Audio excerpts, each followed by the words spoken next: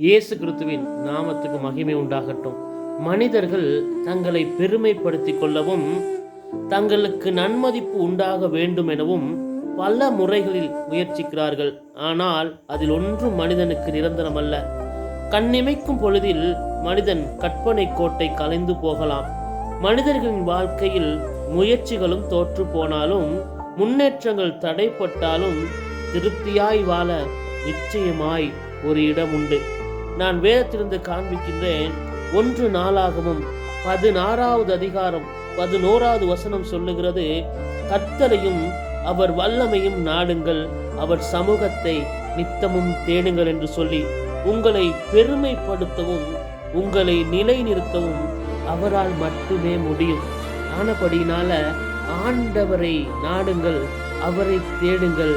வானத்தையும் பூமியையும் படைத்த ஆண்டவர் உங்களை ஆசீர்வதிக்கவும் உங்களை பெருக பண்ணுவோம், உங்களை வாழ்க்கையை முன்னேற்றம் அடைய செய்யவும் ஆயத்தமாயிருக்கிறார். ஆமென்.